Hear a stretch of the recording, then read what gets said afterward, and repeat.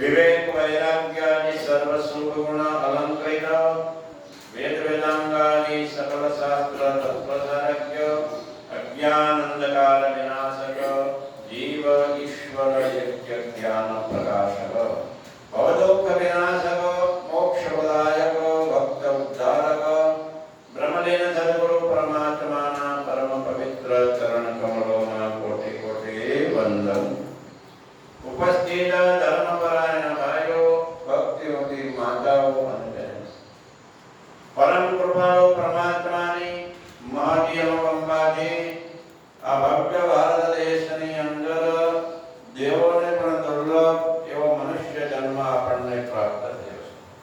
તો આ દુર્લભ માનવ જીવનની અંદર આ ભાગવત શ્રવણ કરવાનું પણ મહાન દુર્લભ છે અને ભાગવતની અંદર જે આત્મા પરમાત્માનું એક્ય જ્ઞાન છે મહાન દુર્લભ છે કે જ્યાં સુધી જ્ઞાનને આપણે સમજશું નહીં, હૃદયની અંદર ધારણ નહીં કરીએ ત્યાં સુધી જીવને જન્મ મરણનો ચક્ર ચાલુ થશે। એટલે એકાગ્ર મનથી શ્રીમદ ભાગવત શાસ્ત્રને જે શ્રવણ કરે છે, શ્રવણ કર્યા પછી એનું મનન કરે છે અને પછી એને નિધિધ્યાસન દ્વારા દ્રઢ કરે છે કે હું શુદ્ધ સચ્ચિદાનંદ સ્વરૂપ આત્મા છું। જ્યાં સુધી આ જ્ઞાન દ્રઢ નહીં થાય, એનો અનુભવ નહીં થાય, એનો સાક્ષાત્કાર નહીં થાય ત્યાં સુધી આપણો આ જન્મ મરણનો ફેરો છે છૂટવાનો નથી। એટલે નિરંતર આપણે શ્રવણ કર્યા પછી એનું વારંવાર મનન કરો કે જેથી આપણને દ્રઢ થઈ જાય। જ્યાં ઊંઘમાંથી આપણને કોઈ બોલાવે તો ફટદન જાગીને કહીએ છે હું ફલાણો ભાઈ જ છું, એમ આપણે પણ ગમે તે વ્યવહારમાં હોય, ઊંઘમાં હોય તો જાગતા કે પછી હાલતા ચાલતા બેસતા ઉઠતા નિરંતર અહમ બ્રહ્માસ્મિનું સ્મરણ અંદર રહેવું જોઈએ। આ એટલે કે સંત મહાપુરુષનો સંગ કરીને જ્ઞાન ગંગામાં નાહતો જા, આવ્યો છે તું આ સંસારે જન્મ સફળ તું કરતો જા, સતચિત આનંદ રૂપ નિહાળી અખંડ આનંદ અનુભવતો જા। તો આ માનવ જીવનની અંદર અખંડ આનંદનો અનુભવ કરવો, નિજાનંદનો આનંદ કરવો। પ્રાર્થનામાં કહ્યું હરપજો નિજાનંદને વિભો, રોજ આપણે પ્રાર્થના કરીએ છીએ, પરંતુ કયા આનંદ માટે મહેનત કરીએ છીએ? સંસારના નાના નાના તુચ્છ અલ્પ ક્ષણિક આનંદ માટે આપણે પ્રયત્ન કરીએ છીએ। પરંતુ એકવાર એવો આનંદ મેળવી લો, બ્રહ્માનંદ, પૂર્ણાનંદ, દિવ્યાનંદ, નિજાનંદ, આત્માનંદ નો જો આનંદ આપણને અનુભવ થઈ જાય તો પછી સામાન્ય સંસારના આનંદની કોઈ પરવા રહેતી નથી। પીવા માટે સુંદર સરોવરનું પાણી મળી જતું હોય તો ખાડા ખબરચામાં મોર નાખવાના કઈ સારું નથી, મતલબ રહેતો નથી પ્રયોજન। કારણ કે જેવું જોઈએ એવું પાણી નિર્મળ પૂર્ણ આપણને સરોવર મળી ગયું છે। એવી જ રીતે આ બ્રહ્મનો જે આનંદ છે પૂર્ણ છે, મહાસાગર રૂપ છે, ક્યારે ફૂટે જ નહીં, નિત્ય હોવાથી નાશ થાય નહીં, પોતાનો હોવાથી ક્યારે કોઈ લઈ જાય નહીં। બીજા સંસારના આનંદો છે, સુખો છે, વૈભવો છે તો કોઈ બીજા ક્યારેક લઈ જાય, પરંતુ નિજાનંદનો આનંદ છે એને કોઈ લઈ શકતો નથી।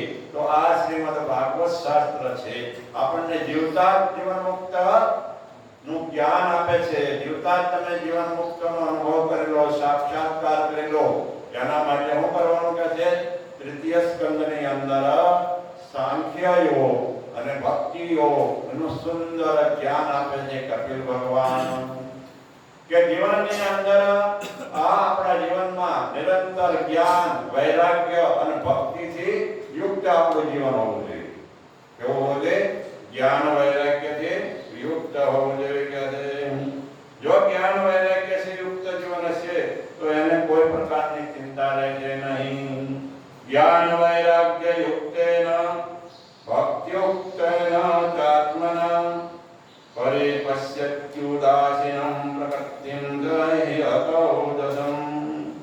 જ્ઞાન વૈરાગ્ય યુક્તેન ભક્તિયુક્તેન ચાત્મના કે જીવનની અંદર નિરંતર વૈરાગ્ય હોવો જોઈએ કે જેથી લઈ સંસારના કોઈ પણ પદાર્થની અંદર રાગ થાય નહીં, આસક્તિ આવે નહીં, કામના આવે, કોઈ પ્રકાર પ્રકારની ઈચ્છાઓ પણ ન રહે. એવું જ્ઞાન દ્રઢ કરો નિરંતર કહે છે. અને ભગવાનની ભક્તિ નિરંતર કરો.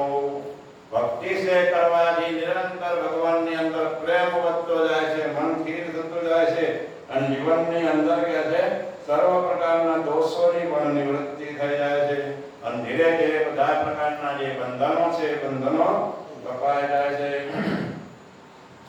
એટલે આગળ સુંદર બતાવ ઉપદેશ આપતા કહે છે કે સંસારની અંદર આ બ્રહ્મનું જ્ઞાન છે તો સુંદર ભાગવતની અંદર છે, પરંતુ સંત મહાપુરુષનો સંગ કરો.